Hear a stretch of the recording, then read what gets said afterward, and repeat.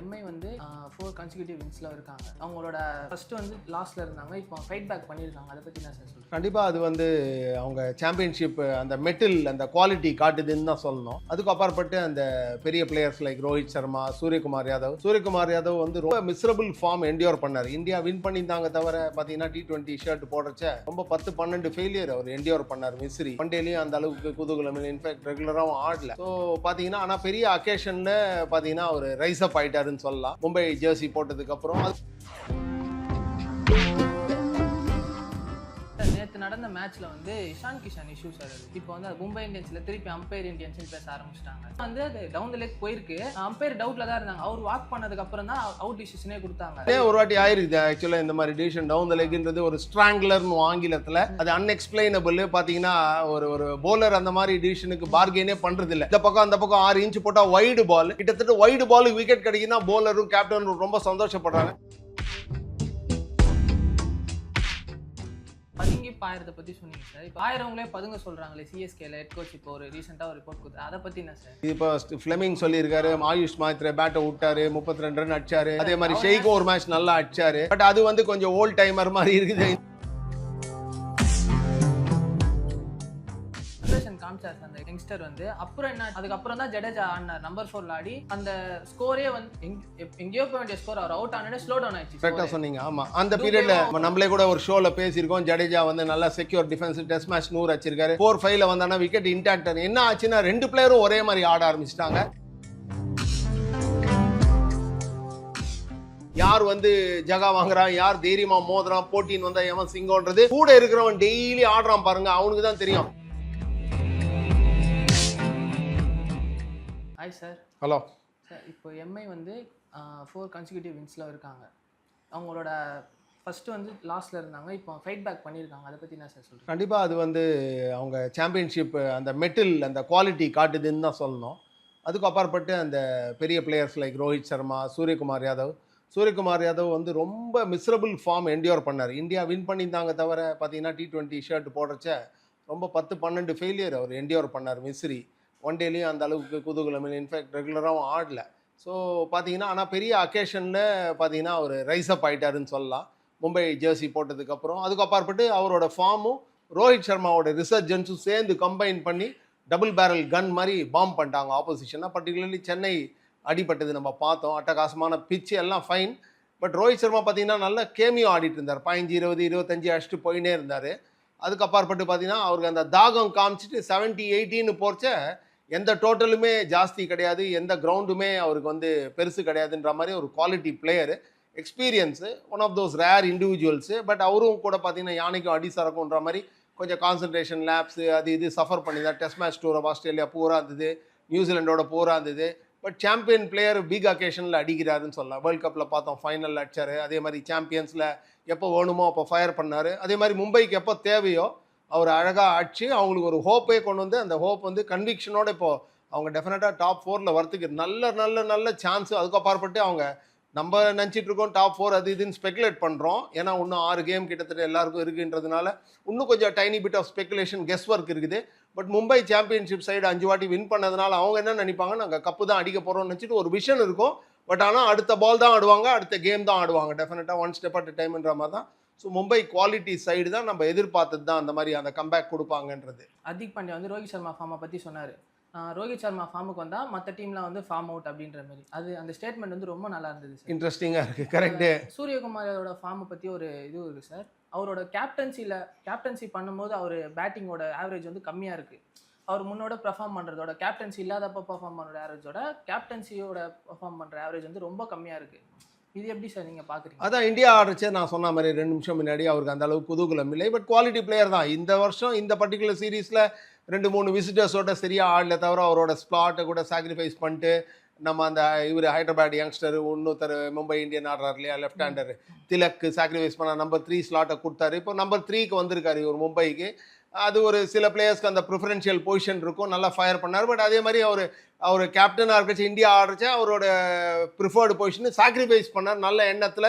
திலக் ஒரு up and coming youngster, quality ஆடுறார், left hander. So top of the ஆர்டரில் ஒரு மிக்ஸ் பண்ணி விடலான்ற மாதிரி ஒரு நல்ல எண்ணத்தில் ஒரு லார்ஜர் பிக்சரில் அதை பிளேஸை சாக்ரிஃபைஸ் பண்ணார். பட் குவாலிட்டி பிளேயர்ஸ் தான். பட் அந்த கம்பேக் பண்ணது அட்டகாசமான. ஹர்திக் பாண்டியா சரியாக தான் சொல்லியிருக்காரு. ஏன்னா அவங்களுக்குள்ள அந்த மியூச்சுவல் அட்மிரேஷன், மியூச்சுவல் ரெஸ்பெக்ட் இருக்கும். பியர்ஸ்லேருந்து வர ப்ரைஸ் தான் முக்கியம். நம்ம இங்கே ஸ்டூடியோவில் உட்காந்து அவன் ஜாம்பவான், இவன் பெரிய ஆள், இந்திரன் சந்திரன் சொல்லலாம். பட் கூட ஆடுற பிளேயருக்கு தான் வந்து ப்ரைஸ் பண்ணாதான் அவன் அதை ஒத்துப்பான். ஏன்னா அவன் தான் ஹீட் ஆஃப் த பேட்டிலில் கூட இருக்கான்.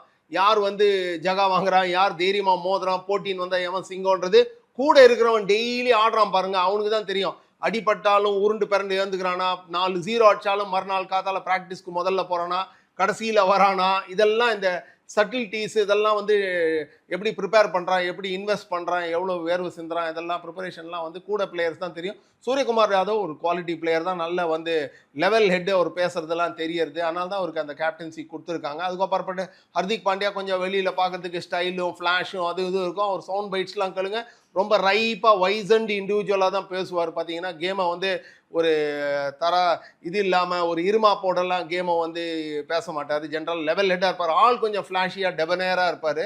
பட் பேச்சு கீச்சு அந்த அந்த ஒழுக்கம்லாம் அட்டகாசமான ஒழுக்கம். அது வந்து நம்ம ஆர்டினரியாக பார்த்தீங்கன்னா டக்குன்னு தெரியாது, இவன் திமிரா இருக்கான் அப்படியா இருக்கான்ற மாதிரி இருக்கும். பட் எல்லாம் ஒழுக்கமான பசங்க தான். அதனால தான் அந்த பலன் கிடைக்கிறது. ரோஹித் சர்மா கூட பார்த்தீங்கன்னா காலர் தூக்கி விட்டு ஒரு மாதிரி பிந்தாஸாக இருப்பார். பேச்சு அந்த நடகிட்ட மும்பை கல்ச்சரே அந்த மாதிரி தான். ஸ்ரேயஸ் ஐயரோட வாக்கெல்லாம் நிறைய பார்க்குறோம் நம்ம. பட் உள்ளுக்குள்ளே ஸ்டீல், அதான் உள்ளுக்குள்ளே பார்த்தீங்கன்னா அந்த அந்த ஒரு ஒழுக்கம் இருக்கும். அது அட்டகாசமாக தெரியும். நம்ம பார்த்த மாதிரி நான் சொன்ன பிளேயர்ஸ் எல்லாமே நல்லா ஃபயர் பண்ண, ஐயரும் ஃபயர் பண்ணுறாரு, ரோஹித்தும் பண்ணுறாரு, பாண்டியா நல்லா ஆடுறாரு. அதுக்கப்புறப்பட்டு பும்ரா அட்டகாசமாக அவரோட ரெனேசான்ஸ், அவரும் 4 ஓவர் 20-25 போட்டு 2 விக்கெட் எடுத்துகிட்டு போயிடுறாரு. ஒரு 2 மேட்ச் எங்கேயும் அடிபடுறாரு. அது ஓகே, 2020 ஃபார்மேட்டில் எல்லா பிளேயரும் அடிபடுவாங்க. அடிபடுறது சகஜம் தான். எப்படி நீங்கள் பவுன்ஸ் பேக் பண்ணுறீங்கன்றது அந்த கேரக்டர் காட்டல. ரிட்டையர் ஆகிறதுக்கு அப்புறம் அவர் ஆடுறது, அவர் பேட்டிங்கோட ஸ்டைலே வந்து கரெக்ட், அப்படியே கியரை ஷிஃப்ட் பண்ணி. ஆமாம்மா, டெஃபினட்டாக. நீங்கள் மும்பை போய் சின்ன வயசுலேயே மும்பை போய் கிரிக்கெட் ஆடிட்டு நமக்குலாம் ஒரு ஆப்பர்ச்சுனிட்டி கிடச்சிது கிரிக்கெட் போய் ஆடுறதுக்கு மும்பையில். அந்த கல்ச்சரு, அந்த ஒழுக்கம், அந்த மாதிரி அந்த ஒரு காம்படிஷன், அது தனி வேறு லெவல் தான் இந்தியாவில். அதனால தான் வந்து 45 வாட்டி ஏதோ ரஞ்சி ட்ராஃபி அடிச்சிருக்காங்க. அது ஆக்சிடெண்ட்டில் எல்லாம் டிசைனில் தான் நடந்துருக்குது மும்பை. ஸோ அதனால தான் அந்த குவாலிட்டி ப்ராடக்ட்ஸு அந்த பிளேயர்ஸை ப்ரொடியூஸ் பண்ணாங்க. அதுக்கப்புறப்பட்டு இன்ஸ்பிரேஷனல் ஹீரோஸும் நிறைய இருக்காங்க. ஸோ அந்த மும்பையில் அது எனி வாக் ஆஃப் லைஃப் பார்த்தீங்கன்னா நீங்கள் உருண்டு பிறண்டு இருந்தால் தான் நீங்கள் சக்சீட் பண்ண முடியும். ஏன்னா அவ்வளோ பேர் காம்படிஷன் இருக்குது அங்கே. ஸோ அதனால தான் அந்த cream rises to the top எவன் மேலே வரானோ அவன் அந்த இடத்தையும் லேஸில் உதறி விடுறதில்லை. நீங்கள் பார்க்கலாம், அஜிங்கே ரஹானே பாருங்கள் என்ன மாதிரி ஆடுறாரு பாருங்கள். இன்னொரு ஃப்ரான்ச்சைசி போனால் சிஎஸ்கே விட்டு கொல்கட்டா போனால் தனியாக இழுத்துட்டு இருக்கார் வண்டியை. டீம் ஒரே சுற்றி சேதாரம் தான். பட் அவரோட பெர்ஃபார்மன்ஸ் அட்டகாசமாக இருக்குது. ஸோ மும்பை பற்றி நம்ம ஒரு ஷோவே பண்ணலாம். அதை பற்றி அது வேறு விஷயம். பட் மும்பை ரெனேசான்ஸ் அட்டகாசமான ரெனேசான்ஸ் தான் ஐபிஎல் பொறுத்தவரையிலையும். நேற்று நடந்த மேட்ச்ல வந்து இஷான் கிஷன் இஷ்யூ சார். அது இப்போ வந்து அது மும்பை இந்தியன்ஸ்ல திருப்பி அம்பையர் இந்தியன்ஸ்னு பேச ஆரம்பிச்சிட்டாங்க. ஆக்சுவலா வந்து அது டவுன் த லெக் போயிருக்கு. அம்பையர் டவுட்ல தான் இருந்தாங்க. அவர் வாக் பண்ணதுக்கு அப்புறம் தான் அவுட் டிசிஷனே கொடுத்தாங்க. ஒரு வாட்டி ஆயிருக்குது ஆக்சுவலாக இந்த மாதிரி டிசிஷன். டவுன் த லெக்ன்றது ஒரு ஸ்ட்ராங்லர்னு ஆங்கிலத்தில். அது அன்எக்ஸ்பிளைனபிள். பார்த்தீங்கன்னா ஒரு போலர் அந்த மாதிரி டிசிஷனுக்கு பார்கெனே பண்ணுறது இல்லை. இந்த பக்கம் அந்த பக்கம் 6 இன்ச் போட்டால் வைடு பால், கிட்டத்தட்ட வைடு பாலுக்கு விக்கெட் கிடைக்குன்னா போலரும் கேப்டனும் ரொம்ப சந்தோஷப்படுறாங்க. பேட்ஸ்மேன் பார்த்தீங்கன்னா நான் ஸ்ட்ரைக்கர் எண்டில் கையில் பட்டு ரன் அவுட் ஆகிற மாதிரி ஒரு அன்எக்ஸ்பிளைனபிள் டிசிஷன். அது ஒரு பயங்கரமான ஆக்சிடென்ட்னு தான் சொல்லி மனசை தேத்திக்கணும். ஏன்னா எரிச்சலாக கோபமாக இருக்கும். ரன் அவுட் ஆகிறது ஒரு கோபம், அதுக்கப்பாற்பட்டு இந்த எரிச்சல் இருக்கும். பட் நான் சொல்கிறது என்னென்னா, இஷான் கிஷன் ப்ராபப்ளி அவர் நினச்சார் பட்டுதுன்னு நினச்சிட்டு ஒரு லேட்லி பேட்டில் வேறு நிறைய படுறதில்ல. முதல் மேட்ச் 100 அடிச்சாருக்கப்புறம் நான் சொன்ன மாதிரி ஏற்கனவே ஒரு இன்னிங்ஸ் இந்த மாதிரி அவுட் ஆனதுக்கப்புறம் என்ன நினச்சாரோ எதுவும் தெரில, அவர் அவுட் ஆகிட்டு போயிட்டார். எந்த பேட்ஸ்மேனும் அவுட்டுன்னு நினச்சிட்டு அவனா நடக்கிறச்ச வந்து கேப்டனோ ஒரு அம்பையரோ இல்லை நீங்கள் இருங்க, நீங்கள் நாட் அவுட்டுன்னு எதுவும் சொல்ல போகிறோம். ஏன்னா ஒரு ஹாஃப் அப்பீலும் பண்ணியிருக்காங்க. அந்த மாதிரி சமயத்தில் பார்த்தீங்கன்னா எந்த அம்பையரும் திருப்பி கூப்பிட போகிறது இல்லை, உடனே அவருக்கு கொடுத்துட்டாரு. அதுக்கப்புறம் அஃப்கோர்ஸ் இந்த மாடர்ன் டே டெக்னாலஜி அது இதெல்லாம் பார்த்துட்டு நம்ம ஸ்னிக்கோ இது அல்ட்ரா ஏஜ் எல்லாம் பார்த்துட்டு ஸ்னிக்கே கேப்சர் பண்ணல. ஸோ ஒரு மாதிரி சந்தேகம் வருது. அதனால மேபி இஷான் கிஷன் 2-3 வருஷமாக மும்பைக்கு ஆடி இருக்காரு, நல்ல எக்ஸ்பென்சிவ் பை. அது மாதிரி அந்த பாசம் சொன்னா அப்படிலாம் ஒரு ப்ரொஃபஷனல் பிளேயருக்கு மிஸ்பிளேஸ்டா ப்ரியாரிட்டிஸோ பாசமோ கிசமோலாம் இருக்காதுன்னு நினைக்கிறேன். டெஃபினட்டா இது ஒரு ஆக்சிடென்ட்டு. அவர் just one of those things அப்படின்னு ஆங்கிலத்தில் அன்எக்ஸ்பிளைனபிள். ஓகே, இந்த மாதிரி நடந்தனால இப்போ இந்த சோஷியல் மர்ச்சன்ட்ஸ் அவன் மீம் போடுறவன் ட்ரோல் பண்ணுறவனுக்கெல்லாம் ஒரு கொண்டாட்டமாக போயிடுச்சு. இதை வச்சுன்னு சும்மா டைம் பாஸ் பண்ணின்னு இருக்காங்கன்னு நினைக்கிறேன். பட் என்ன பண்ணுறது, அது ஒரு ஜஸ்ட் அ மிஸ்டேக், அவ்வளோதான். பட் டெக்னாலஜிக்கல் ரெவல்யூஷன் எவ்வளோ இம்ப்ரூவ் ஆயிருக்குதுன்னா கேப்சர் பண்ணி காமிச்சிடுச்சு. பட் இந்த காலத்தில் டிரான்ஸ்பரண்ட்டாக தேர்ட் அம்பையர் என்னென்ன பார்க்குறாரு எல்லாம் நம்ம டிராயிங் ரூமில் லிவிங் ரூம்லேயே எல்லாம் அவர் என்ன பார்க்குறாருன்றது நம்ம பார்க்குறோம். ஸோ எல்லாருக்கும் ஒரு ஒப்பீனியன் இருக்குது. So but having set that நான் சொன்ன மாதிரி அம்பையர் அவுட்டு ஃபீல்டில் அவுட்டு கொடுத்ததுக்கப்புறம் அது ஒன்றும் பண்ண முடியாதுன்ற மாதிரி இருக்குது. சார் அடுத்த மேட்ச் வந்து சிஎஸ்கே வந்து எஸ்ஆர்ஹெச் கூட ஃபைட் பண்ண போகிறாங்க. அந்த மேட்ச் வந்து எவ்வளோ இம்பார்ட்டண்டாக சார் இருக்கும்? ரொம்ப ரொம்ப இம்பார்ட்டன்ட். ஏன்னா 2 டீமுமே நம்ம ஏற்கனவே பேசின மாதிரி லோலி பிளேஸ்டாக இருக்காங்க. 2 டீமுமே 8 மேட்ச்சில் 2 தான் வின் பண்ண 4 பாயிண்ட் தான் 6 மேட்ச் இருக்குது. ஸோ 6ல் பாக்கி எல்லாம் வின் பண்ணணுன்னா 12 பாயிண்ட் வரும். இந்த 4 16ன்றது ஒரு டாப் 4 போகிறதுக்கு நல்ல சான்ஸ் இருக்குது. அப்போ கூட 14 16லாம் எடுத்தீங்கன்னா மற்ற டீம் எப்படி ஆடுறான்றது கட்டாயம் இருக்கும். 12ன்றது கிட்டத்தட்ட ரூல்ட் அவுட்னே சொல்லலாம். 14 16னா ஒரு ஒரு ஒரு கிளிமர் ஆஃப் ஹோப் இருக்குது. 14னா 16னா மேபி பிரைட்டர் சான்சஸ் இருக்குது. பட் ஹேவிங் செட் தட் அன்றைக்கே தோனி சொன்ன மாதிரி இன்னும் ஒரு மேட்சோ 2 மேட்சோ நம்ம பார்ப்போம். அதுக்கப்புறம் யங்ஸ்டர்ஸ் இறக்கி விட வேண்டியதான், 26க்கு ப்ரிப்பேர் பண்ணும் அப்படின்ற மாதிரி அவர் சொல்லியிருந்தார். கொஞ்சம் ஓப்பனாக டிரான்ஸ்பரண்டாக ஹானஸ்ட்டாக அந்த இன்டர்வியூவில் சொல்லியிருந்தார். சிஎஸ்கே டாப் ஆர்டராக இருக்கட்டும், எஸ்ஆர்ஹெச்சோட டாப் ஆர்டராக இருக்கும் சார். இப்போ பெர்ஃபார்ம் பண்ணுறதே அவங்க பெர்ஃபார்ம் பண்ணுறது இல்லை. போன சீசன் பார்த்தீங்கன்னா top order Travis head, Abhishek Sharma செம்மையாக பெர்ஃபார்ம் பண்ணிருந்தாங்க. 300 அபோலாம் ஸ்கோர் பண்ணாங்க சார். இப்போ 150க்கே தத்தளிக்கிறாங்க. எல்லாமே பார்த்தீங்கன்னா பழையசு எல்லாம் பேசி பிரயோஜனம் இல்லை இல்லையா? நீங்கள் ப்ரீவியஸ் மேட்ச் எப்படி ஆடுறீங்க, என்ன ஃபார்மு, என்ன கான்ஃபிடன்ஸ், எந்த தைரியம், என்ன ஒழுக்கம், என்ன கரேஜ், என்ன கொண்டு வரீங்க, எப்படி ப்ரீவியஸ் மேட்ச்சுக்கும் இந்த மேட்ச்சுக்கும் இன்டர்வினிங் பீரியடில் என்ன ப்ராக்டிஸ் பண்ணுறீங்க, எவ்வளோ ஒழுக்கமாக இருக்கீங்க, அதுதான் உங்களுக்கு பலன் கிடைக்கும். தவிர போன வருஷம் அதெல்லாம் too long time to look back. எந்த பிளேயருமே அப்படி பழையசை யோசிக்க மாட்டான். போன மேட்ச் நான் எப்படி ஆடி இருக்கேன், அதுலேருந்து நான் எப்படி பவுன்ஸ் பேக் பண்ணணும், அந்த கான்ஃபிடன்ஸ் எப்படி ஒரு பாட்டிலில் ரேப் பண்ணி எப்படி நான் அதை ரீக்ரியேட் பண்ணணும், அப்படி தான் பார்க்கணும். பட் நீங்கள் சொல்கிற பாயிண்ட் கரெக்ட். ஏன்னா நம்ம எதிர்பார்ப்பு இருக்குது. அந்த மாதிரி டால் ஸ்டாண்டர்ட்ஸை வச்சுட்டு எக்ஸ்பெக்டேஷன்ஸை இன்க்ரீஸ் பண்ணிட்டு மீட் பண்ணலன்னா எரிச்சல் கோவம் வருது ஃபேன்ஸுக்கு. பட் என்னன்னா அவங்க 2 டீமுமே நீங்கள் சொன்ன மாதிரி ஓப்பனர்ஸு சிச்சுவேஷனுக்கு அடாப்ட் பண்ணணும் இல்லையா? ஒரு சிச்சுவேஷனுக்கு ஏற்ற மாதிரி பேக்ரவுண்ட் மியூசிக் போடுற மாதிரி எப்போ பதுங்கணும், எப்போ பாயணும் அப்படின்னு கார் ஓட்டுற மாதிரி தான். நீங்கள் திடீர்னு டாப் கியரில் போவீங்க, டிராஃபிக் இருக்குது, ஒரு ரவுண்ட் அபவுட் வருது, சிக்னல் இருக்குன்னா நியூட்ரல் வரீங்க, அப்புறம் ஸ்லோவாக கியர் ஷிஃப்ட் பண்ணுறீங்க, ஓவர் டிரைவ் போகிறீங்க இல்லையா? யாராவது ஒரு வீக் பவுலர் பார்த்தீங்கன்னா பவர் பிளேயில் யாராவது ஒரு கிழிக்கிறீங்க. ஸோ எவனா லூஸாக போடுறான்னா அவனை போட்டு அடிச்சு குவிக்கிறீங்க ரன். அதே மாதிரி தான் அந்த அந்த அடாப்டேஷன்ன்றது ரொம்ப ஆப்ரேட்டிவ் வேர்டு, இம்பார்ட்டன்ட் வேர்டு. அதை வந்து கடைப்பிடிக்கல, ஒழுக்கத்தோட கடைப்பிடிக்கல. அதுதான் முக்கியமான விஷயம். டாப் ஆர்டர் இஷான் கிஷன் அவங்க அவ்வளோ பைக் கொடுத்து எடுக்கலன்னா இன்னும் நல்ல டீமாக பில்ட் பண்ணிட்டு போயிருக்கலாம் சார். இல்லை பட் அவர் கோட்டை விட்டுருக்காங்க. போலர்ஸ் வந்து அவங்க எடுக்கல. எப்படி பாத்தீங்கன்னா நல்ல பவுலர்ஸ் அவங்க கிட்ட பாத்தீங்கன்னா ஜாம்பா இன்ஜூரி ஆயிட்டாரு. குவாலிட்டி ஒன் டே பவுலர் இருக்காரு சார். ஆமா, அவருக்கு சான்ஸ் இல்ல. ராகுல் சேவர் அந்த டீம்ல இல்லன்னு நினைக்கிறேன். ஒரு மேட்ச் தான் இறக்கி விட்டாங்க. கரெக்ட். அவர் அந்த சப்பா இறக்கி விட்டாங்க. Your right. கூட ட்ரை பண்ணலாம். நான் ட்ரை பண்றது கான்ஃபிடன்ஸ் கேப்டனுக்கு இருக்குங்க. முக்கியமா நெட்ஸ்ல எப்படி bowling போடுறாரு, யார் யார் எப்படி பிராக்டிஸ் பண்றாங்க எல்லாம் கீனா க்ளோஸா அப்சர்வ் பண்ணுவாங்க. அப்படி வச்சு தான் ஒரு டீம் மேனேஜ்மெண்ட் ஒரு பிளேயர் மேல இன்வெஸ்ட் பண்ணி செலக்ட் பண்றாங்க. ஸோ அவங்க பொறுத்தவரையிலையும் ராகுல் சேவர் நாட் அப் டு த மார்க்குன்னு நினச்சாங்க வச்சுக்கோங்களேன். நம்மளால் எதுவும் பண்ண முடியாது. டீம் மேனேஜ்மெண்ட் அதுதான் கிரிக்கெட்டில் ரொம்ப பெக்யூலியர். கேப்டனோட கால் தான். அவனோட டீமு அவனுக்கு ஹெல்ப் பண்ணுறதுக்கு உள்ள கோச் இருக்கான். அந்த 2-3 பேர் அவன் வந்து இந்த டீம் காம்பினேஷனில் ஆப்பனண்ட்டோட காம்பினேஷனில் இவன் ஃபிட் ஆவானா, இந்த கிரவுண்டு பெருசாக சின்னதா அதில் ஃபிட் ஆவாரா என்னன்னு பார்க்குறான். நீ எஸ்ஆர்ஹெச் பொறுத்து கேட்டாலையும் இஷான் கிஷன் ஏன்னா எடுத்தாங்கன்னா டாப் ஆஃப் த ஆர்டரில் ஒரு லெஃப்ட் ஹேண்டர் தேவை. ஒருவேளை நம்ம அபிஷேக் அவுட் ஆனால் உடனே இவரை இறக்கி விடலாம். ஹெட்டும் இருக்காரு. நல்ல லெஃப்ட் ஹேண்டர்ஸ்க்கு bowling போடுறதும் கொஞ்சம் ஒரு மாற சஃபர் பண்ணுவாங்க நிறைய பேர். காலில் ஊந்துச்சுன்னா பிச்சிங் இன் லைன்லாம் கஷ்டம். பாதத்தில் ஊந்தா அடிச்சு வாரி விட்டுருவாங்க, கெந்தி விட்டுருவாங்க. ஸோ நிறைய ரன் அடிப்பாங்க, சேதாரம் ஏற்படும் எடுக்கிறாங்க. பட் என்னவோ குதூகலம் இல்லை. நான் சொன்ன மாதிரி ஏற்கனவே அடாப்ட் பண்ணிக்கல. அதாவது ஒன் டைமென்ஷனலாக ஆட்டாங்க. எப்பப்போ சிச்சுவேஷனுக்கு ஏற்ற மாதிரி கொஞ்சம் பதுங்கணும், பாயணும், 2-3 டாட் பால் ஆடினா கூட அந்த ப்ரெஷரை சோக்கப் பண்ணுறதுக்கு அந்த பொறுமையை இழந்துட்டாங்க. ஒரே மாதிரி நான் இப்படி தான் ஆடுவேன், என் கேம் நேச்சுரல் கேம் இப்படி தான் ஆடுவேன், நானே என்னை கொளுத்திப்பேன், எல்லாம் பட்டுதுன்னா 6-6 வரும்னு நினச்சின்னு அது வந்து செல்ஃப் டிஸ்ட்ரக்டிவ் ஆகிடுச்சு. கொஞ்சம் பதுங்கி பாயணும் இந்த கேமில். 2020ன்றது 120 பந்து இருக்குது. அதில் கூட கொஞ்சம் ப்ரெஷர் எடுத்துக்கிற அளவுக்கு அந்த பொறுமை இருக்கணும் டெஃபினட்டாக. அது கொடுத்துட்டு நீங்கள் உங்களுக்கு சக்தி இருக்குது, சரக்கு இருக்குதுன்னு வச்சுக்கோங்களேன். 3-4 டாட் பால் ஆட்டா கூட கடைசி 2 பால் 2 6 சரக்கு இருக்கு வச்சுக்கோங்களேன். ஒரு ஓவருக்கு 12ன்றது சூப்பர் இல்லையா? 20 ஓவரில் 240ன்றது அபவ் பார் ஸ்கோர் எந்த கிரவுண்டுலையுமே, சின்ன கிரவுண்டு பெரிய கிரவுண்டோ. ஸோ அந்த மாதிரி தான் நீங்கள் கொஞ்சம் யோசிச்சு ஆடணும். பட் அஃப்கோர்ஸ் கிளிப்பாக ஏசி ஸ்டூடியோவில் உட்காந்து கனாமரான் பேசலாம் தியரியில்.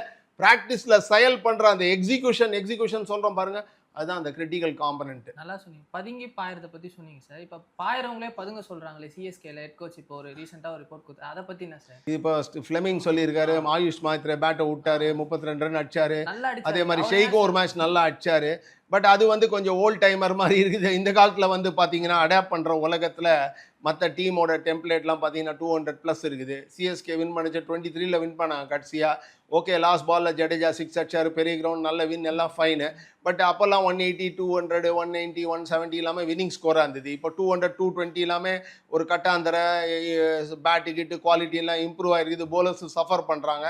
ஸோ அப்படி இருக்கிறச்ச பார்த்தீங்கன்னா 200+ ஈஸியாக சேஸ் பண்ணுற உலகத்தில் அவர் கமெண்ட் வந்து கொஞ்சம் கடுகத்தான அவுட் ஆஃப் பிளேஸ் மாதிரி தான் இருக்குது. மேபி அவர் ஜென்ரலாக ஒரு பேட்ஸ்மன்னா ஒரு ஒழுக்கத்தை கொண்டாடணும், ஒரு பர்சன்டேஜ் கிரிக்கெட்டுன்னு சொல்லுவாங்க. பர்சன்டேஜ் கிரிக்கெட்னா அந்த ஒரு பாலுக்கு எந்த மாதிரி ஆப்டிமம் ஆன்சரோ சொல்யூஷனோ ப்ரொவைட் பண்ணிங்கன்னா நீங்கள் ஃபஸ்ட்டு அவுட் ஆகக்கூடாது, அதுக்கப்புறம் ரன் அடிக்கிறத பற்றி குவிக்கணும். இப்போ இந்த காலத்து பசங்க பிரியன் ஷாரியாவோ இல்லை அபிஷேக்கோ ஒரு 4-5 பிளேயர் டிராவிஸ் ஹெட்டெல்லாம் எப்படி ஆடுறாங்கன்னா முதல்ல 6ன்னு யோசிக்கிறாங்க, அப்படி இல்லைன்னா 4, அப்படி இல்லைன்னா 3, 2, 1, கடைசியில் தான் டாட் பால் விக்கெட்டை ப்ரிசர்வ் பண்ணணும்னு நினைக்கிறாங்க. பட் பழைய காலத்து ஆளுங்களாம் என்ன சொல்கிறாங்க, நல்ல பாலில் பார்த்தீங்கன்னா கவனிச்சிங்கன்னா டிஃபெண்ட் பண்ணுங்க, அவுட் ஆகக்கூடாது, நீங்கள் க்ரீஸில் இருந்தால் தான் ரன் அடிக்க முடியும் அப்படின்ற மாதிரி ஒரு தியரி இருக்குது. பட் இது என்னன்னா கண்ட்ரோல்டு அக்ரெஷன், ஒரு மாதிரி செலெக்ஷன், ஷார்ட் செலெக்ஷன் சரியாக இருக்கணும். அதை ரெண்டுத்தையும் நான் சொன்ன ஃபேக்டர்ஸ், அக்ரெஷனும் டிஃபென்ஸும், நல்ல பந்து வந்தால் தடுத்து நிற்கிற சரக்கும் இருக்கணும். அதே மாதிரி புவர் பால் அடிக்கிறதுக்கும் உங்களுக்கு ஆர்ம்ஸ்லாம் ஃப்ரீயாக இருந்து டென்ஷன் இல்லாமல் நேச்சுரலாக நெட்ஸில் ஆடுற மாதிரி அந்த எக்ஸிக்யூட் பண்ணுற அந்த ஃப்ரீடமும் மைண்ட் செட்டும் அன்கிளட்டர்டாக இருக்கணும். அந்த நான் சொல்கிற 2 பாயிண்ட்டும் ஹெல்த்தியாக மர்ஜ் பண்ணி மேரி பண்ணும். அவன் தான் கெட்டிக்கார பேட்ஸ்மேன். நீங்கள் டெண்டுல்கரோ விராட் கோலியோ பாருங்கள், எப்போ பார்த்தாலும் பவுண்டரி அடிச்சுனே இருப்பான். ஆனால் அது பேட் பாலாக இருக்கும், அவன் கண்டிப்பாக காசு பண்ணுவான். அப்போ போய் அந்த பேட் பாலை ஃபீல்டருக்கு அடிக்க மாட்டான். இல்லைனா அதே மாதிரி டென்ஷன் ஆகி ஆர்ம்ஸ் எல்லாம் ரிஜிட் ஆகி டைட்டாக ஆகி டென்ஷனில் ஆட மாட்டான். தப்பான பாலுக்கு ஒரு மாதிரி ஒரு டிஃபென்ஸோ ஆட மாட்டான். புவர் பால்னா அடிச்சு காசு பண்ணுவான். அதே நல்ல பால் வரைச்சா டிஃபெண்ட் பண்ணும். அந்த காம்பினேஷன் இருக்கு பாருங்க, அதை நிறைய வாட்டி நீங்கள் ஸ்ட்ரைக் பண்ணீங்கன்னா, நிறைய பீரியடுக்கு ஸ்ட்ரைக் பண்ணீங்கன்னா உங்களுக்கு ரன் வரும். அந்த சிக்கலில் தான் மாட்டிக்கிறாங்க சில பிளேயர்ஸ்லாம். அதை பார்த்து தான் இவர் வந்து ஒரு மாதிரி ப்ரீகாஷனரியாக சொல்கிறாருன்னு நினைக்கிறேன். எப்பவுமே பேட்டை விட முடியாது, உங்களுக்கு கொஞ்சம் ஒழுக்கம் கடைப்பிடிக்கணும் அப்படின்ற மாதிரி சொல்கிறாருன்னு நான் நினைக்கிறேன். நல்ல அக்ரெஷன் காமிச்சார் அந்த யங்ஸ்டர் வந்து. அப்புறம் என்னாச்சு, அதுக்கப்புறம் தான் ஜடேஜா ஆடினார் நம்பர் 4ல ஆடி அந்த ஸ்கோரே வந்து எங்கேயோ போக வேண்டிய ஸ்கோர் அவர் அவுட் ஆனே ஸ்லோ டவுன் ஆயிடுச்சு. கரெக்டாக சொன்னீங்க. ஆமாம், அந்த பீரியட்ல அவரும் ஸ்லோ டவுன் பண்ணி விட்டாங்க. நம்மளே கூட ஒரு ஷோவில் பேசியிருக்கோம். ஜடேஜா வந்து நல்லா செக்யூர் டிஃபென்ஸ், டெஸ்ட் மேட்ச் 100 வச்சிருக்காரு. 4-5ல வந்தானா விக்கெட் இன்டாக்டர். என்ன ஆச்சுன்னா 2 பிளேயரும் ஒரே மாதிரி ஆட ஆரம்பிச்சிட்டாங்க. நீங்கள் சொன்ன மாதிரி அந்த பவர் பிளே முடிஞ்சதுக்கப்புறம் நல்ல இம்பீட்டஸ் கிடச்சதுக்கு, மொமெண்டம் கிடச்சதுக்கப்புறம் 6லேருந்து 11, 12, 13 வரலையும் ஒரு மாதிரி ஸ்லோவாக போயிடுச்சு அந்த பீரியடில். அந்த சமயத்தில் தான் ஸ்பின்னர்ஸ் வந்து பார்த்தீங்கன்னா அந்த சாண்ட்னர் கிண்டர்லாம் 2 ஓவர் 3 ரன் நல்லா போட்டு ஒரு மாதிரி கழுத்தை நெருக்கிட்டாங்க. அந்த பீரியடில் கொஞ்சம் நீங்கள் சொல்கிற மாதிரி அட்டாக்கிங்காக ரீஃப்ரெஷிங்காக ஃப்ரீடமோட அடிச்சு மேபி ஒரு விக்கெட் இழந்திருக்கலாம், யாருக்கு தெரியும், நமக்கு தெரியாது. ஆனால் இவங்க கொஞ்சம் சேஃப்டி ஃபஸ்ட்டு, காஷியஸ் ஃபஸ்ட்டுன்னு சொல்லிட்டு அப்ரோச்சை வச்சுட்டு கடை பிடிச்சிட்டு அப்புறம் தும்ப விட்டு வாழை பிடிக்கிற மாதிரி கிளாம்பர் பேக் பண்ணி ஒரு மாதிரி ஃபைட்டிங் டோட்டலாக 170 அடிச்சாங்க. கடைசி அனாலிசிஸில் 2-3 ஓவர் அடிச்சதை பார்த்தா சூப்பராக இருந்த மாதிரி தான் இருந்தது. ஆனால் என்ன கேட்குறாங்க எல்லாம், இதை நீங்கள் கொஞ்சாடியே பண்ணியிருக்கணும். அதுதான் தோனி கூட சொன்னார். இப்போ நம்ம வந்து அந்த ஸ்லாகுன்றது வந்து இன்னும் 2-3-4 ஹவர்ஸ் முன்னாடியே ஆரம்பிச்சிருந்தா மேபி 200 கட்சிருக்கும், இன்னும் ஃபைட்டிங் டோட்டல் சான்ஸ். ஏன்னா மும்பை பிச்சு வந்து சாயந்தரம் ஆனால் லைட்ஸில் ஒரு மாதிரி பைண்ட் ஆகி நல்லா சூப்பராக வந்துடுச்சு. எப்பவுமே நல்லா பவுன்சிங் பால் இருக்கும். ரோஹித் அட்டகாசமாக ஆட்டார். அதுக்கும் அப்பாற்பட்டு பிச்சும் சாதகமானதுனால 200 போருமோ போராதுன்ற நிலைமையில 170 போராதுன்ற மாதிரி தோனி கூட அதை அழகாக ஹானஸ்டாக எடுத்து சொன்னார். பட் என்ன விஷயம்னா நம்ம பேசின மாதிரி கொஞ்சம் அல்ட்ரா காஷியஸாக ஆட்டாங்க. தோனின்னு சொல்லும் போது ஒரு இன்சிடென்ட் ஞாபகம் வருது சார். ஒரு ஃபேன் வந்து கிரிக்கெட் ஃபேன் வந்து ஒன்று சொல்லியிருக்காரு. தோனி வந்து 2007 வேர்ல்ட் கப்பில் பார்த்தீங்கன்னா எனக்கு யங்ஸ்டர்ஸ் வேணும்னு சொன்னவர், இப்போ ஏன் அவரோட பிளேஸ் யங்ஸ்டர்ஸுக்கு தர மாட்டாரு? இல்லை, அவர் ஃபிட்டாக இருக்காரு, ஒரு 3-in-1 டைமென்ஷன் மாதிரி கீப்பராக இருக்காரு, கேப்டன்சி மெட்டீரியல், கெய்க்வாடே லீட் பண்ணாலும் சீனியர் பர்சனலாக பிரெயின்ஸை லென்ட் பண்ணுறாரு, பேட்டிங் ஆடுறாரு, 5-6 ஓவர் ஆடுறாரு. So 3-in-1 dimension player. Head கோச்சே வந்து சொல்லியிருக்காரு டோனியால் 10 ஓவர்லாம் நின்று பேட் பண்ண முடியாதுன்ற அவரே ஸ்டேட்மெண்ட் கொடுத்துருக்காரு. But their hand in glove தான், அதில் வந்து சந்தேகமே கிடையாது. தோனி இருக்கிறது அவருக்கு விருப்பம் இல்லைன்ற மாதிரி இல்லையே. அவங்க தான் தோனியை கேட்டு தான் டீமே பிக் பண்ணுறாங்க. ஆக்ஷன் டேபிளில் ஒரு ஃபோன் பண்ணிகிட்டே இருக்காங்கன்னா தோனிக்கு தான் பேசுகிறாங்க. தோனியோட டீம் தான், அவர் தான் டீம் ஷீட் எழுதி கொடுக்குறாரு. அவரோட பிக்கு தான் நீங்கள் பார்த்தீங்கன்னா யாராக இருந்தாலும் ஹூடாலேருந்து எல்லாரும், முகேஷ்லேருந்து எல்லாரும் அவர் பிக்கு தான். ஓகே, கெய்க்வாடும் கொஞ்சம் இன்புட்ஸ் கொடுக்குறாரு. நிறைய பேர் மகாராஷ்டிராலேருந்து வந்திருக்காங்க, தவிர ராகுல் திரிபாட்டி, முகேஷ் எல்லாம் மகாராஷ்டிரா. பட் தோனியோட டீம் தான். தோனியும் ஃபிட்டாக தான் இருக்கார். முட்டியை ரீப்ளேஸ்மெண்ட் பண்ணிட்டார். அவரும் 4-5 ஓவர் ஆடுறாரு. அந்த 4-5 ஓவர்லையும் கொஞ்சம் சேதாரம் ஏற்பட்டுறாங்க. பட் நீங்கள் ஸ்கெப்டிக்கலாக இருந்தீங்கன்னா, ஒரு கிரிட்டிக்கலாக இருந்தீங்கன்னா செத்த மேட்ச்ல அடிக்கிறாருன்னு வேணா சொல்லலாம் தோனி. மேட்ச் போனதுக்கு அப்புறம் 2-3 சிக்ஸ் அடிச்சு குதூகலம் கொடுக்குறாரு, கிரௌட் எல்லாம் பைசா வசூல் நினைச்சுன்னு போறான். ரியலா அவனுக்கு கிரிக்கெட் தெரியாதனால தோனி பார்த்தோம் சிங்கம் வந்துச்சு 2-3 சிக்ஸ் அடிச்சுன்னு சந்தோஷமா போறான் தவிர ஆக்சுவலா அந்த மேட்ச் சென்னை அடிபடுற மேட்ச்ல 2-3 சிக்ஸ் அடிக்கிறாரு. நீங்க எவென்ச்சுவல் அனாலிசிஸ்ல ஸ்ட்ரைக் ரேட் பார்த்தீங்கன்னா தோனி 180 200 அது இதுன்னு இருக்கும். அதுதான் விஷயம். ஸ்டாட்டிஸ்டிக்ஸ் எப்பவுமே 100% விஷயத்தை உண்மையை சொல்லாது. நீங்க கரெக்டா பிரிச்சு மேஞ்சிங்கன்னா தெரியும் இன்னத்தை கன்சீல் பண்ணுது இன்னத்தை ரிவீல் பண்ணுதுன்றது உங்களுக்கு அங்கதான் தெரியும். ஸோ தோனி டெஃபினட்டா அண்டர் பார் தான். அவருக்கும் வயசாகுது, ஃபிட்டா இருக்காரு, ஃபுட்பாலர்ஸ் லெக்ஸ் எல்லாம் இருக்குது, பிரயத்னப்படுறாரு, லட்ச பால் அடிக்கிறார். ஒரு மாசம் முன்னாடியே சென்னையில வந்து கேம்ப் பண்றாரு, ஆடுறாரு, அடிக்கிறார் தவிர ஆனா அந்த அந்த ரீஃப்ளெக்ஸஸ், அந்த ஸ்பீடு, அந்த பேட் ஸ்பீடு, அந்த பாலை லெங்க் கணிக்கிறது அதெல்லாம் கொஞ்சம் டைனி பிட் ஏஜ் ஆக எல்லா பிளேயருக்குமே 33 34க்கு அப்புறம் கொஞ்சம் ஸ்லோ டவுன் ஆயிடும் டெஃபினட்டா. தோனி மாதிரி ஒரு எக்ஸ்ட்ராடினரி ஃபிட்னஸ் இருக்கிறதுனால டெண்டுல்கர், தோனி, ராகுல் டிராவிட், அனில் கும்ப்ளே ஒரு 4-5 ரியல் ஃபிட் கிரிக்கெட்டர்ஸ் தான் 38 39 40 வரலையும் இழுத்துன்னு போக முடியுது. தோனி நல்லா ப்ரிசர்வ் பண்ணி கன்சர்வ் பண்றாரு, அதனால அவரால் இழுக்க முடியுது. நான் சொன்ன மாதிரி நல்ல லெக்ஸ் பவர் இருக்கிறதுனால இழுக்க முடியுது. மற்ற பிளேயர்ஸ்லாம் பாருங்க, சேவாகோ, ஹேண்ட் ஐ பிளேயர்ஸ்லாம் 33 34 மேல ஆடுறது ரொம்ப ரொம்ப கஷ்டம். ஆமாமா, டெண்டுல்கர்லாம் ஆனாரு, எக்ஸ்ட்ராடினரி ஃபிட்னஸ் இருக்குது. அவர் வந்து தோனி மாதிரி வந்து கீப்பிங்கோ உட்காந்து அந்த மாதிரி பிசிக்கல் ரிகர்ஸும் என்டியோர் பண்ணல. ஸோ அதுதான் வந்து உங்களுக்கு விராட் கோலி மாதிரி ஒரு ஃபிட்னஸோ ஜிம்மோ ஒரு பாடி டைட்டாக வச்சுட்டு அந்த ஒரு ஃபிட்னஸ் அந்த ஒழுக்கம்லாம் ரொம்ப ரொம்ப ரொம்ப இம்பார்ட்டன்ட் உங்கள் கேரியரை ஸ்ட்ரெச் பண்ணுறதுக்கு. தோனியை சூப்பர் ஃப்ளூவஸ்ன்னு யாருமே சொல்லலை இது வரலையும். மேபி இந்த சீசனோட முடிச்சுட்டு போயிடுவார்னு நினைக்கிறேன். என்ன வருத்தம்னா சென்னைக்கு நம்ம கப் அடிக்காமல் தோனி வந்து ஒரு ஃபேர்வெல் மாதிரி போகிறாருன்ற ஒரு எரிச்சலோ கோவமோ ஒரு வேதனையோ மனசில் இருக்கும். பட் அது என்ன பண்ண முடியும், இந்த கேம் அந்த மாதிரி ஒரு ப்ரூட்டல் கேமு. 5 வாட்டி வின் பண்ணி கொடுத்துருக்காருன்னு நினச்சிது அவரை செலிப்ரேட் பண்ணணும், என்ன பண்ணியிருக்காருன்றதை நினச்சி செலிப்ரேட் பண்ணணும் தவிர போகும்போது இந்த மாதிரி ஒரு வேதனையாக லாஸ்ட் பொசிஷனில் முடிச்சுட்டு போகிறான்னு நினச்சிட்டு அதை நினச்சிட்டு நம்ம தேங்கி வருத்தப்பட்டு கோவப்பட்டு பிரயோஜனம் இல்லை. தோனியோட கேரியரை செலிப்ரேட் பண்ணுற கேரியர் தான் அது. தோனி டீமில் இருக்கிறதுக்கு வந்து அந்த டிக்கெட் வசூல் அது சொல்கிறாங்க.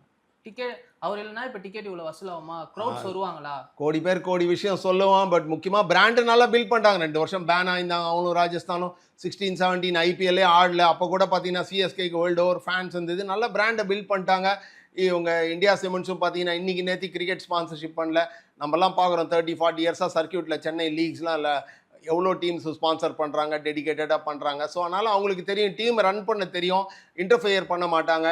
அதே மாதிரி தோனிக்கு ஒரு ஃப்ரீயாக காட்டே பிளான்ச் மாதிரி ஒரு டிஸ்கிரிஷனரி பவர்ஸும் ஃப்ரீ ரோப் கொடுத்துட்டு தோனி மேலே இன்வெஸ்ட் பண்ணிட்டு தோனிக்கு கிரிக்கெட் தெரியும், அவர் யார் பேக் பண்ணுவாரோ நம்மளும் பேக் பண்ணணும், குதர்க்கமாக கேள்வி கேட்டுன்னு இன்டர்ஃபியர் பண்ணின்னு அது இதுன்னு பண்ணாமல் மற்ற ஃப்ரான்ச்சைசி மாதிரி ஒரு ஃப்ரீ ரன் கொடுத்ததுக்கு தான் இந்த பலன் கிடச்சிது. 5 வாட்டி ஃபைனல் போயிருக்காங்க, 5 வாட்டி நம்ம வந்து வின்னும் பண்ணியிருக்கோம். அதுக்கும் அப்பாற்பட்டு பார்த்தீங்கன்னா இந்த வாட்டி கொஞ்சம் ஒரு 2-3 ஆக்ஷனில் ப்ராப்ளி பண்ணியிருக்கலாம். ஒரு மாதிரி ஏஜிங் பிளேயர்ஸையோ ஒரு பிலோ பார் பெர்ஃபார்மர்ஸையோ பழைய ரெக்கார்டை வச்சு பாஸ்ட் ரெப்புடேஷனை வச்சுட்டு எடுத்துட்டாங்களோன்ற அந்த சந்தேகமோ கேள்விக்குரிய எப்போ வருதுன்னா பெர்ஃபார்ம் பண்ணதுக்கப்புறம் தான் வருது.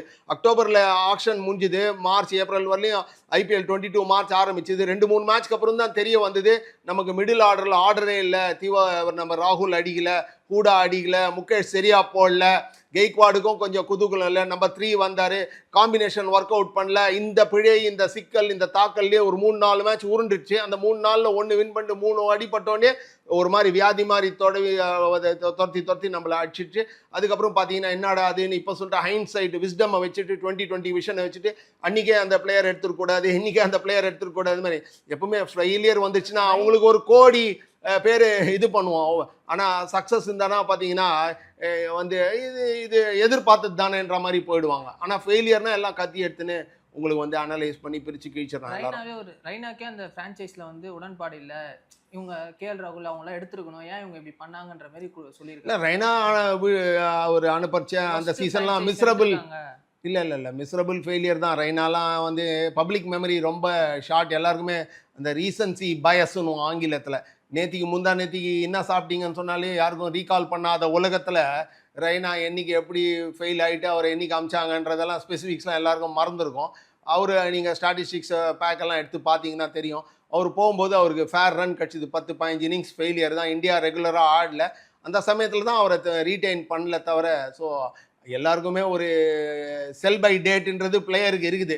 தோனி மாதிரி ஸ்பெஷல் கேரக்டர்ஸு அந்த ஃபிட்னஸ்ஸு அவரோட கான்ட்ரிபியூஷன் நான் சொன்ன மாதிரி கேப்டன்சி, அவர் இன்புட்ஸ் கொடுக்குறாரு, கீப்பிங்கும் பண்ணுறாரு, பேட்டிங்லேயும் 4 ஓவர் 5 ஓவர் ஸ்பெசிஃபிக் ரோலை பண்ணுறதுனால தோனி வந்து அவரோட கேப்பபிலிட்டிஸை ஸ்ட்ரெச் பண்ணி இழுத்துட்டார், எலாஸ்டிக் பேண்ட் மாதிரி இழுத்துருக்காரு. தவிர எல்லாருக்கும் அந்த மாதிரி ஒரு எபிலிட்டி கிடையாது. தோனி ஒரு ஸ்பெஷல் கிரிக்கெட்டர் தான், ஸ்பெஷல் கேரக்டர் தான், அவர் சந்தேகமே கிடையாது. அவர் இஸ் நாட் சூப்பர் ஃப்ளூவஸ். மேபி நிறைய பேர் சொல்லலாம் 23ல் வின் பண்ணிட்டு போயிருக்கலாமே, ஹையில் போயிருக்கலாமேன்னு. பட் அதுதான் கிரிக்கெட். அவர் நினச்சார் இன்னொரு வாட்டி சென்னை ஆடியன்ஸ் முன்னாடி நம்ம ஆடுவோம், நம்ம வின் பண்ணுவோம், செலிப்ரேட் பண்ணிட்டு போகலான்னு நினச்சாரா என்னன்னு தெரியல. அது அவருக்கு பிளானுக்கு ஏற்ற மாதிரி ஒர்க் அவுட் ஆகலை. இன்னும் பார்க்கலாம், இன்னும் 6 மேட்ச் இருக்குது. நான் நினைக்கிறேன் ஒரு மேட்ச் இருக்குது. இந்த SRHோட எப்படி ஆடுறாங்கன்றதை பார்த்துட்டு அதுக்கப்புறம் ப்ராபப்ளி இந்த பேடி இன்னும் 2-3 பேர் ஷெட்டில் உட்காந்துறாங்க, ஷெய்க்கு 2-3 பேர் உட்காந்துருக்காங்க, யங்ஸ்டர்ஸ்லாம் இறக்கி விட்டு ஒரு 4-5 மேட்சை பார்த்துட்டு எப்படி கெய்க்வாடை 20ல் அனர்த் பண்ணாங்களோ, ஜெகதீசன்லாம் இறக்கி விட்டாங்களோ, அதே மாதிரி ஒரு 3-4 பிளேயரோ ஒரு 2 பவுலரை கூட இறக்கி விட்டுட்டு 26க்கு பிளானிங் ப்ரிப்பரேஷனு ஆரம்பிச்சிடும். ஏன்னா 20ல் அடிப்பட்டாங்க, ஆனால் 21ல் வின் பண்ணாங்க பார்த்தீங்களா. அதே 22ல் அடிப்பட்டாங்க, 23ல் வின் பண்ணாங்க. 18ல் வந்தால் வின் பண்ணால் 19-20ல் ஃபைனலில் அடிப்பட்டாங்க, அது 21ல் வந்தாங்க. ஸோ நமக்கு இமீடியட் டக்குன்னு உடனே நாளைக்கு என்ன நடக்குது, நாளைக்கு நடக்கல, இம்பேஷன்ஸில் பார்க்குறோம். பட் அந்த மாதிரி ஒரு கார்ப்பரேட் ஒரு டீம் ரன் பண்ணுறவன் ஒரு தொலைநோக்கு பார்வையோ பிளான் பண்ணி சரியா அடுத்த வாட்டி பண்ணுவாங்க, இந்த பிழையிலேருந்து கற்றுக்கணும்னு நினைப்பாங்கன்னு நான் நினைக்கிறேன். இப்போ பாயிண்ட்ஸ் டேபிளில் வந்து டாப் 4 வந்து டிசி, அப்புறம் வந்து ஜிடி இருக்காங்க சார். இப்போ பாயிண்ட்ஸ் டேபிளில் கீழே இருக்க டீம்ஸ்லாம் வந்து ஃபைட் பேக் பண்ணால் ஐபிஎல் வந்து சூடு பிடிக்குமா, இல்லை எப்படியே? கண்டிப்பாக சூடு பிடிக்கும், கண்டிப்பாக சூடு பிடிக்கும். பஞ்சாபே பார்த்தீங்கன்னா 100 ரன் ஒரு மேட்ச் அழகாக டிஃபெண்ட் பண்ணிட்டு கல்கட்டாவோட யாரோட வின் பண்ணி கொடுத்தாங்கன்னு நினைக்கிறேன். அதுக்கப்புறம் பார்த்தீங்கன்னா 2 அடி சஃபர் பண்ணியிருக்காங்க பஞ்சாபே. ஸோ நல்லா தான் ஆடிட்டு இருந்தாங்க, இப்போ 2 அடி சஃபர் பண்ணிட்டு இருக்காங்க. ஸோ அதே மாதிரி டிசி சூப்பராக ஆடிட்டு இருக்காங்க. குஜராத் டைட்டன்ஸ் அவங்க 2 பேரும், பஞ்சாபும் சூப்பராக பெர்ஃபார்ம் பண்ணிருக்காங்க சார். டாப் கரெக்ட் 3 பேர். நம்ம ஊர் பையன் சாய் சுதர்ஷன் இருக்கான், சுப்மன் கில்லும் அட்டகாசம் ஆடுறாரு. 2 பேருமே ரொம்ப ரேராக 2 ஃபெயிலியரோ இல்லை 2 பேர் சேர்ந்து ஃபெயில் ஆகுதுன்றது நடக்கிறதே இல்லை. பூரன் கொஞ்சம் குதூகலம் இல்லை நம்ம இன்னொரு டீமுக்கு ஆடுறச்ச பார்த்தீங்கன்னா. அவங்க அதனால கொஞ்சம் தேங்கரா பார்க்குறோம் நம்ம லக்னோ. அதே மாதிரி மார்ஷு. ஸோ 2-3 பிளேயர்ஸ் நல்லா ஆடுறாங்க. அந்த ஒரு யூனிசனில் ஃபயர் ஆகாதனால லேட்லி ஒரு 2 அடி படுறாங்க. அவங்களும் மிக்ஸில் இருக்காங்கன்னு தான் நான் சொல்லுவேன். மும்பை டெஃபினட்டாக இருக்கான், அதே மாதிரி எல்எஸ்ஜியும் இருக்கான், பஞ்சாபும் இருக்கான். நான் நினைக்கிறேன் GT and Delhi are more or less த்ரூன்னு சொல்லலாம். மற்ற நான் சொன்ன 3-4 சைடில் ஒரு 2 சைடு வரும்னு நினைக்கிறேன். இந்த வாரம் கட்சி அடுத்த வாரம் இதே சமயத்தில் ஒரு clarity more or less 75% emerge ஆகிடும்னு சொல்லலாம். இருக்குன்னா டாப் ஆர்டர் பெர்ஃபார்ம் பண்ணுற டீம் டாப்பில் இருக்காங்க. கரெக்ட்.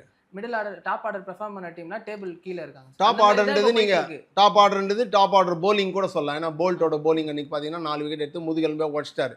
ஸோ நீங்கள் பவர் பிளேயில் போலிங்கோ பேட்டிங்கோ அட்டகாசமாக பண்ணணும். நீங்கள் பேட்டிங் பண்ணிங்கன்னா கொளுத்தணும், வெல்த்து வாங்கணும், 60, 65, 70 ரன் அடிச்சுட்டு 1 விக்கெட் தான் இழக்கணுன்ற மாதிரி ஒரு டெம்ப்ளேட் இருக்குது. போலிங் போட்டிங்கன்னா ஆப்பனண்ட்டு கஞ்சத்தனமாக போலிங் போட்டு 2-3 விக்கெட் 4 விக்கெட் எடுக்கணும் இருக்கணும். அப்போ தான் அவன் முதுகெலும்பு உடைக்கலாம். ஸோ இதை கேம்ஸே ஜென்ரலாக எப்போ டிசைட் ஆகுதுன்னா T20 கேம்ஸு ஃபஸ்ட்டு 6ல் டிசைட் ஆகிடும், கடைசி 6லையும் ரொம்ப இம்பார்ட்டன்ட். டெத்தில் வந்து எப்படி மொமெண்டம் ஸ்விங் அப்படின்னுவான். ஆப்பனண்ட் ஒரு 50, 60, 70, 80 ரன் நஷ்டம் வச்சுக்குவான் 2-3 ஓவரில். அவன் அந்த இனிஷியேட்டிவ் எடுத்துன்னு போயிடுவான் ட்ரெஸ்ஸிங் ரூம் போச்சு அந்த பிரேக்கில். ஸோ அதுதான் முக்கியம். அந்த ஃபஸ்ட்டு 6 ஓவர் மிடில் பீரியட் கொஞ்சம் கண்ட்ரோலிங் ஓவர்ஸ்ன்னு சொல்லுவான். 6லேருந்து 13, 14ன்றது கண்ட்ரோலிங் பீரியட். அப்போ தான் அந்த ஸ்பின்னர்ஸ்லாம் போட்டு பந்து கொஞ்சம் அடிபட்டிருக்கும், ஓல்ட் ஆகிருக்கும், இப்போ பிச்சும் கொஞ்சம் ஒரு மாதிரி இருக்கும், வித்தியாசமாக இருக்கும். அந்த சமயத்தில் புது பேட்ஸ்மேன் வராங்க, அடிக்கடி விக்கெட் இழக்கிறாங்கன்னா ஃப்ரீ ஃப்ளோயிங் அடிக்க முடியாது. பவுலர்ஸ்க்கு இன்சூரன்ஸ் கவர் இருக்கும், 4-5 ஃபீல்டர் வெளில நிற்பான், ரிங்கு வெளில நிற்பான். ஸோ அந்த சமயத்தில் ஒரு சேலஞ்ச். அங்கே தான் பார்த்தீங்கன்னா சாண்ட்னர் மாதிரி விக்கெட் எடுத்து கொடுத்து மிடில் ஓவர்ஸில் ஸ்பின்னு போட்டு ஆப்பனண்ட்டை ஸ்ட்ராங்கிள் பண்ணி விக்கெட்டும் எடுக்கிறான், டாட் பாலும் போடுறான், விக்கெட்டும் எடுக்கிறான். அந்த ஏரியாவில் சென்னையால் அது நல்ல குதூகலும் இல்லை. பார்த்தீங்கன்னா நம்மளால் விக்கெட்டும் எடுக்க முடியல, ரன்னையும் கொடுத்துட்றோம். திருப்பி டெத்தில் நான் சொல்கிற மாதிரி ரொம்ப சுமாராக போட்டு ஆப்பனண்ட்ஸ் அடி கிழிச்சு அங்கேயும் ஒரு இனிஷியேட்டிவை கொடுத்துருவோம். Okay, thank you sir. நிறைய தெரிஞ்சுக்கிட்டோம் சார். இப்போ அடுத்த அப்கமிங் மேட்சஸில் எதனா சூடு பிடிக்கிற மாதிரி எதாவது தான் நம்ம பேசுவோம். வணக்கம்.